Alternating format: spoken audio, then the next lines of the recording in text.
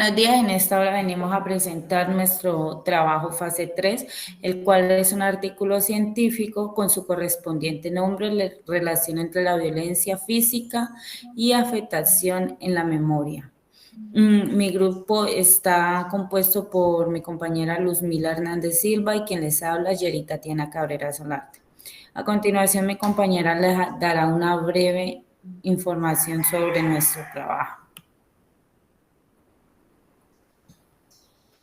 Buenos días. En cuanto a nuestro artículo, vamos a encontrar un pequeño resumen, el cual nos habla que el abuso sexual como agresión no solo va a afectar a nivel físico al niño, sino también va a afectar la parte cognitiva, el cerebro del niño, la parte emocional, y también va a tener unas secuelas en cuanto a la memoria y el lenguaje. En cuanto a la introducción, vamos a encontrar un poco acerca de las encuestas, la metodología, los resultados, unas gráficas que realizamos, y también a ver de qué manera afectó este abuso al niño y cómo se hace para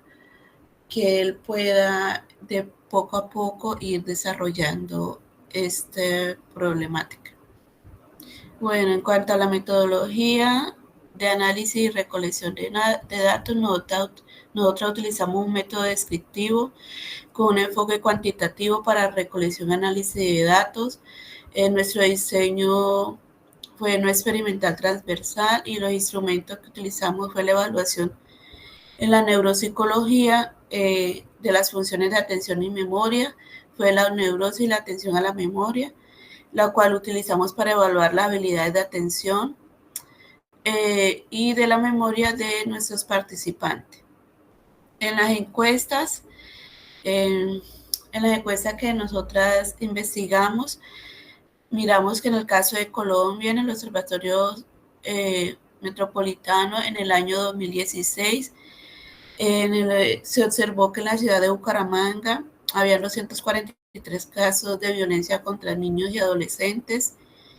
En cambio, en el 2014 la cifra fue mayor, a los 121 casos presentados que en el 2013.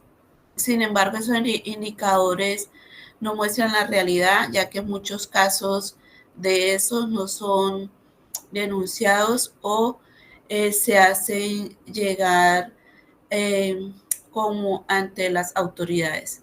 Bueno, en cuanto a la observación, en los casos de niños con historial de maltrato, las capacidades perspectivas y emocionales y empáticas se muestran alteradas.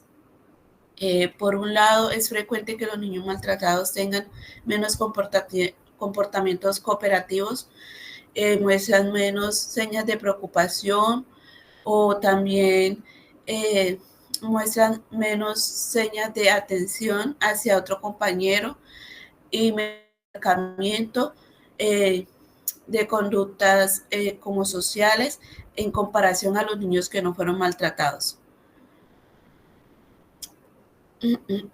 Los resultados encontrados señalados, niños evaluados en cuanto a sus habilidades cognitivas se van a afectar en tanto a la memoria visual, la memoria verbal auditiva, y también vamos a ver que esos niños van a tener también van a tener una afectación en cuanto a la comprensión del lenguaje, sus habilidades metalingüísticas y las habilidades visuales y también las espaciales.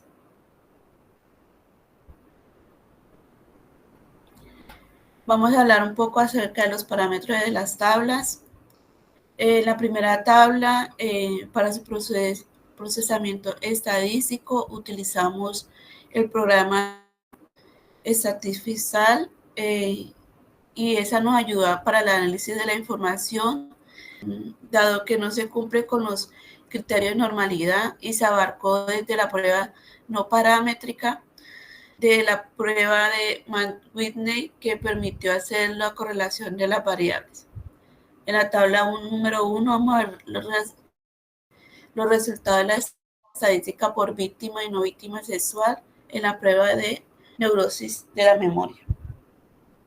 En cambio, a la tabla número 2 utilizamos otro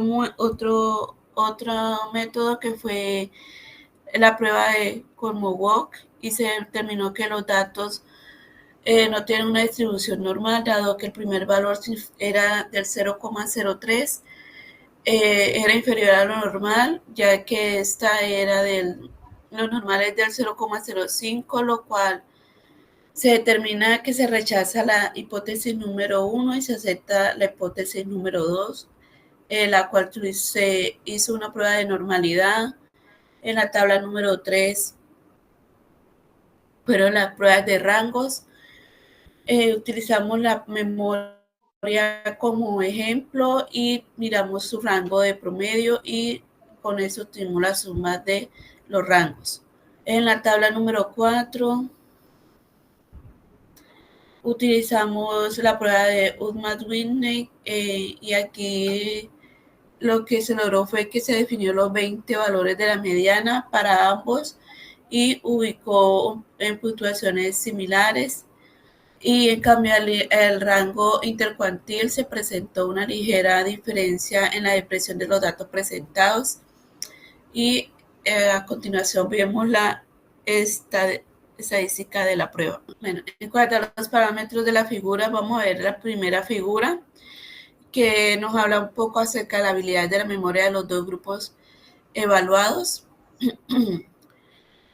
Aquí observamos que en ambos grupos se han desarrollado adecuadamente las habilidades de organizar y procesar su información visual o auditiva para su repetición inmediata o su recuperación posterior.